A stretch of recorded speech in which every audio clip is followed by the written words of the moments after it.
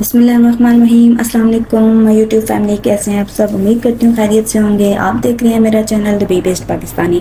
جی، آج کی میری ویڈیو مکہ کے مقدس مقامات سے متعلق ہے۔ اس میں ہم مکہ کے مختلف مقدس مقامات کی زیارت کریں گے اور ان کی ہسٹری کے بارے میں جانیں گے۔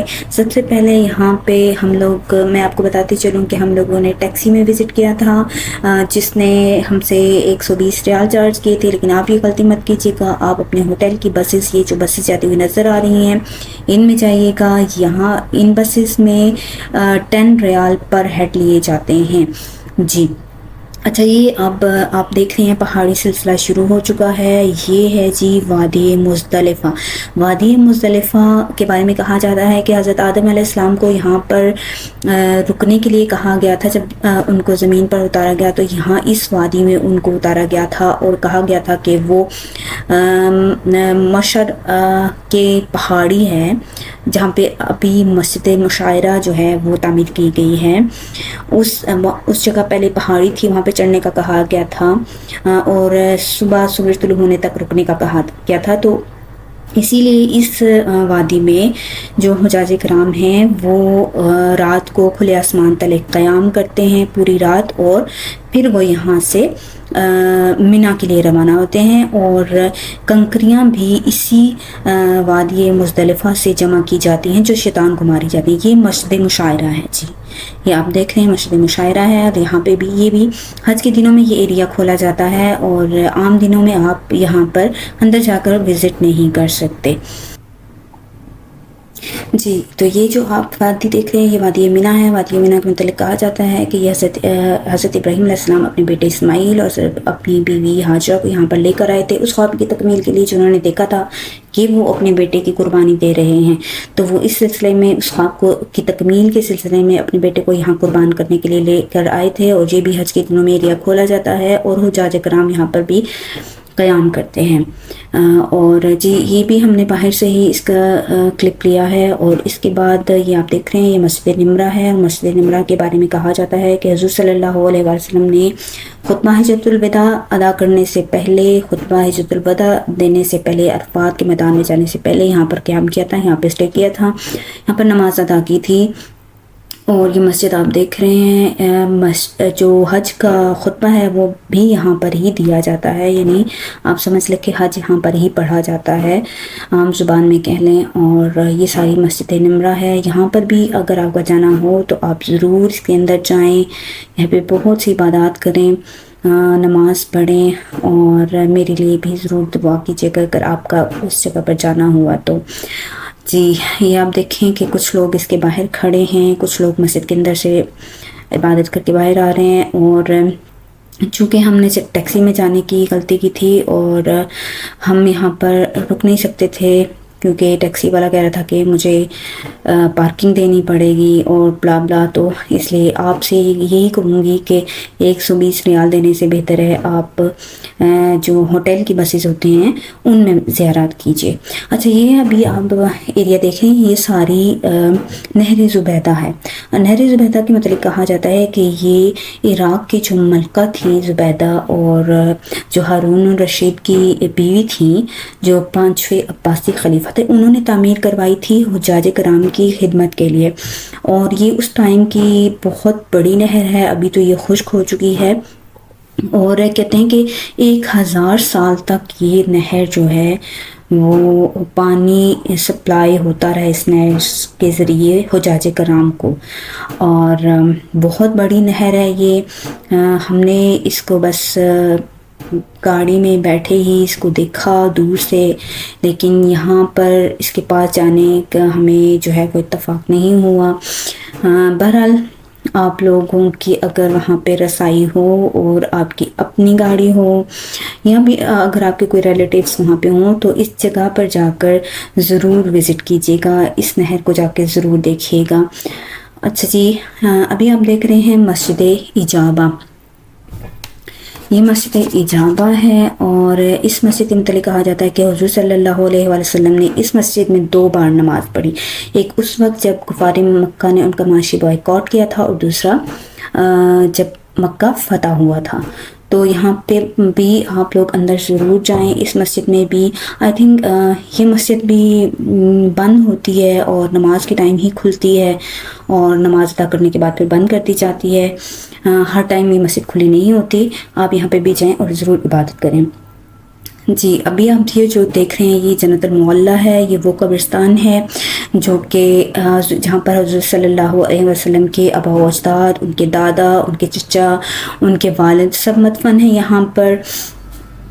اور اس قبرستان میں بھی آپ نہیں جا سکتے. یہ بالکل کلوز ہے اور ہم نے یہ روڈ کے باہر جو گرلز لگی ہوتی ہیں میں نے وہاں سے کھڑے ہو کے تو اس کی یہ ویڈیو بنائی ہے. ابھی آپ دیکھ سکتے ہیں یہاں پر بھی کہ مسجد جن کے پاس ہی ہے. ٹھیک ہے، تو مسجد جن کے بارے میں بھی میں اپنی کسی ویڈیو میں آپ کو ضرور انفارمیشن دوں گی کہ اسے مسجد جن کو کیوں کہا جاتا ہے. اچھا، یہاں پر بھی کھڑے ہو کے آپ لازمی بہت سی دعائیں پڑھیں، درود و سلام پیش کریں ان ہستیوں کو، اور فاتحہ پڑھیں اور اپنی جو بھی دل کی مرادیں ہیں وہ اللہ سے مانگیں، دعائیں پڑھیں. کیونکہ ایسی ساری جگہوں پہ، ایسی مقدس جگہوں پہ آپ جب جا کے دعائیں مانگیں گے، عبادت کریں گے، ذکر اذکار کریں گے تو وہ آپ کے لیے صدقہ جاریہ بن جائے گا، وہ آپ کے نامہ اعمال میں لکھا جائے گا. جی، تو یہ خوبصورت سے کبوتر آپ دیکھ رہے ہیں، بہت پیارے لگتے ہیں، ہر جگہ نظر آئیں گے آپ کو مکہ میں.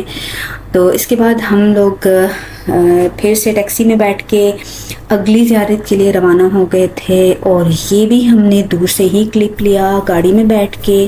جی، تو آپ کو ابھی یہ سامنے پہاڑی نظر آ رہی ہے. اس پہاڑی پہ یہ جو نشان آپ کو نظر آ رہا ہے، یہ جو جگہ نظر آ رہی ہے، اس کو ذبیح اسماعیل کہتے ہیں. ذبیح اسماعیل یعنی کہ حضرت ابراہیم علیہ السلام جب اپنے بیٹے اسماعیل علیہ السلام کو ذبح کرنے کے لیے جس پہاڑی پر لے کے گئے تھے وہ یہ پہاڑی تھی، وہ یہ مقام تھا. اور یہ بھی آپ یہاں پہ اوپر نہیں جا سکتے، یہ ایریا بھی بند کیا گیا ہے، اور یہ آپ دور سے ہی دیکھ سکتے ہو. ہم نے بھی گاڑی میں ہی بیٹھ کے دور سے اس کے بڑی مشکل سے اس کے ویڈیو کلپ لیے ہیں. اور اگر آپ یہاں پہ اگر آپ جا سکتے ہوئے تو یہاں پہ ضرور جائیے گا. اور اچھا، یہ آپ دیکھیں یہ وہ مقام ہے جہاں پہ شیطان کو کنکریاں ماری جاتی ہیں. یہ اندر سارا ایریا وہی ہے، اور یہاں پہ بھی ہم اندر نہیں جا سکتے کیونکہ یہ ایریا سارا بند کیا گیا ہے، اور یہ صرف حجاج کرام کے لیے حج کے دنوں میں کھولا جاتا ہے. عام دنوں میں یہ جگہ نہیں کھولی جاتی، آپ اندر نہیں جا سکتے. اور باہر سے ہی کھڑے ہو کے آپ دیکھ سکتے ہیں یہ وہ جگہ ہے جہاں پر شیطان کو کنکریاں ماری جاتی ہیں. اور باہر سے ہی کھڑے ہو کے ہم نے اس جگہ کی ویڈیو بنائی. اور اگر آپ کو موقع مل سکتا ہے کسی طریقے سے اندر جانے کا، یا کوئی اگر کسی کے پاس ایسی انفارمیشن ہے کہ اندر جا سکتے ہیں تو آپ ضرور جائیے گا. اچھا، یہ سامنے پہاڑی آپ دیکھیں، یہ غار حرا کی پہاڑی ہے. یہاں اس پہاڑ کے اندر غار حرا ہے، اور یہاں پہ بھی یہ سب پہاڑی علاقہ ہے. یہاں پہ جتنی زیارات ہیں آپ جائیں گے سب پہاڑی علاقہ ہے، پہاڑ ہیں. اور چونکہ میرے ساتھ میری امی بھی تھیں تو میں اس لیے پہاڑوں پہ نہیں چڑھ سکتی تھی، کیونکہ 2 یا 3 گھنٹے آپ کو جانے میں اور آنے میں لگ جائیں گے، اور پہاڑوں پہ چڑھنا بہت مشکل ہو جاتا ہے. ایک تو دھوپ بھی بہت تیز تھی. اور اچھا، یہ آپ دیکھ رہے ہیں کہ اب ہم آگے ہیں غار ثور والی پہاڑی پہ. یعنی یہ جو پہاڑ ہیں یہ یہاں پہ اس طرف یہ جو راستہ جا رہا ہے آپ دیکھ رہے، لوگ آ بھی رہے ہیں جا بھی رہے ہیں، یہ راستہ غار ثور کی طرف جاتا ہے. یہاں پہ بھی جانے میں کم از کم 2 سے 3 گھنٹے لگتے ہیں، اور پھر واپسی پہ بھی اتنی ہی دیر لگتی ہے. اس لیے یہاں پہ جانا ہمارے لیے پاسبل نہیں تھا.